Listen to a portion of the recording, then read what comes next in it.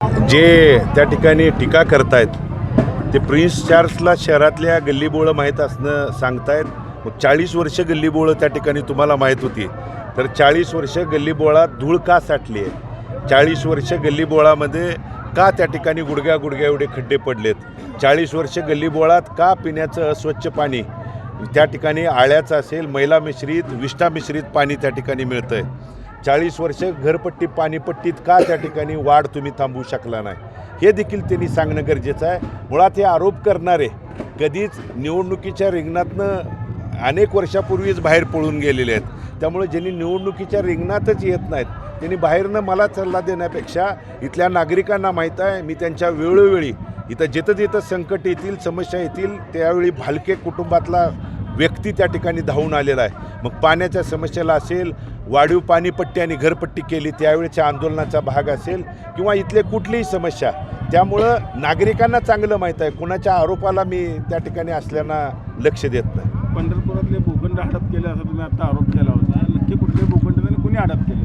आणि भूखंडाचं एक नाहीत तर या 40 वर्षाच्या काळात सत्तेचा, नगरपालिकेच्या सत्तेचा गैरवापर करून अनेक ठिकाणचे भूखंड, जे महावीरनगरमध्ये त्या ठिकाणी बजाजांच्या दुकानाच्या समोरचा जो भूखंड आहे तो त्या ठिकाणी आंतरराष्ट्रीय जे नेते आज बोलत आहेत ना, त्यांनी तो खरेदीचा दिवसच मुळात 26 जानेवारी, ज्या 26 जानेवारीला संबंध भारत देशात कुठंच शासकीय ऑफिस त्या ठिकाणी सुरू नसतं, तो दिवस खरेदीसाठी निवडला. आणि ते मी नाही सांगत, तर या भागाचे आमदार समाधानजी आवताडे यांनी विधान भवनाच्या पवित्र भवनामध्ये तारांकित प्रश्न उपस्थित करून त्या भूखंडाचा घोटाळा झाला आहे त्यांनी त्या ठिकाणी सांगितलं. आणि मग हे कुणी केला हे इथल्या जनतेला माहीत आहे. आज जे नेते मंडळी त्या ठिकाणी आम्ही विकास केला म्हणून सांगत असाल, तर विकासाच्या नावाखाली तुम्ही गुंट्यावर नाही तर 13 हेक्टर 85 आरचा हा उतारा आहे. आणि ब्राह्मण समाजाच्या जमिनी देखील तुम्ही आणि समाज बांधवाच्या जमिनी देखील सोडल्या नाहीत. या उतारा माझ्याकडे आहे, पुराव्यानिशी बोलतोय मी. विदाऊट पुराव्याचं कधीच कुणावर आरोप केलेला नाही, कारण आम्हाला आमच्या कुटुंबाची ती शिकवण आहे.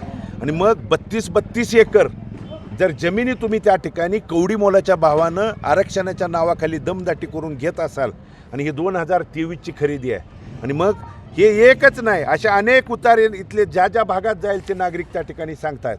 मग सत्तेचा वापर तुम्ही नागरिकांच्या समस्या इथल्या विकासाच्या बाबतीत नाही तर स्वतःचा प्रपंच आणि कुटुंबाचा उदरनिर्वाहासाठी त्या ठिकाणी करताय.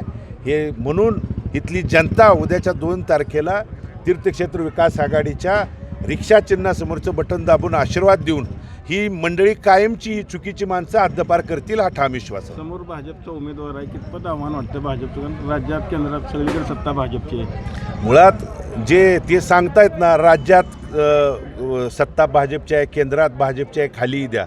मग यापूर्वी देखील केंद्रात त्यांचीच होती, राज्यात त्यांचीच होती, नगरपालिकेत त्यांचीच होती.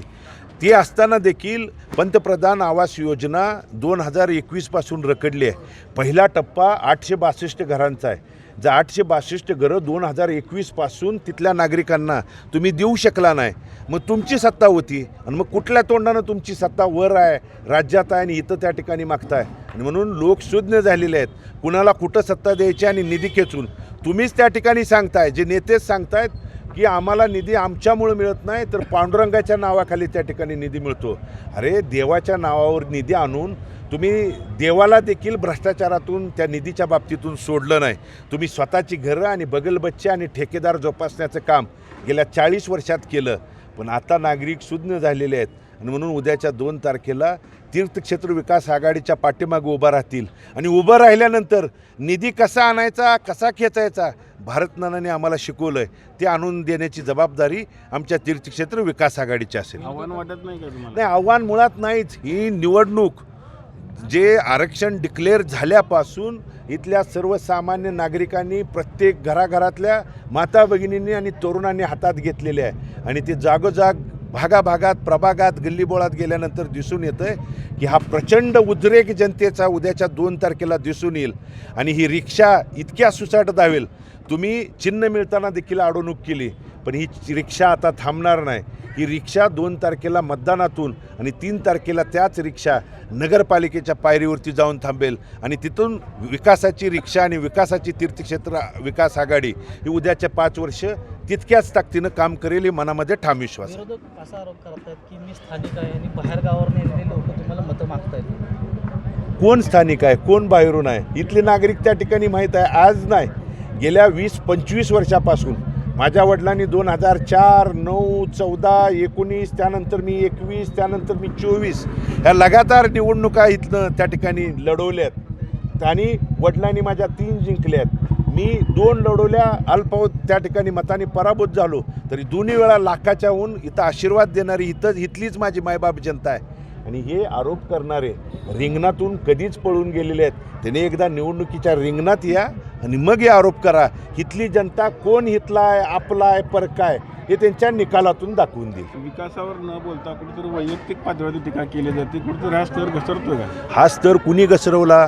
21 तारखेला अर्ज माघारी घ्यायची मुदत संपली. 22 तारखेला पालकमंत्र्यांच्या उपस्थितीत शुभारंभ पहिला कुणी केला? तिथं काय बोलायला पाहिजे होतं?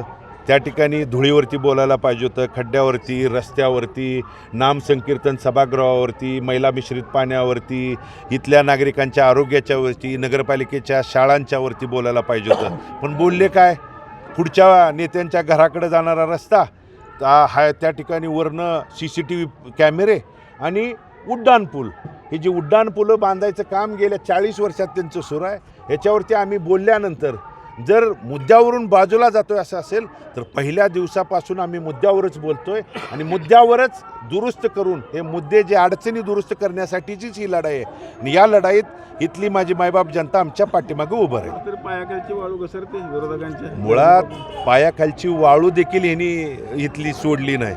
ह्यांच्या बगलबच्च्यांनी आणि ह्यांच्या त्या ठेकेदारांनी इथली वाळू देखील यांच्या पायाखालची घसरायला सोडली नाही. अशी परिस्थिती त्यांच्यासमोर आहे. आणि म्हणून उद्याच्या 2 तारखेला मतदान रूपी आशीर्वादातून आणि 3 तारखेला निकालातून ही जनता इथली दाखवून देईल.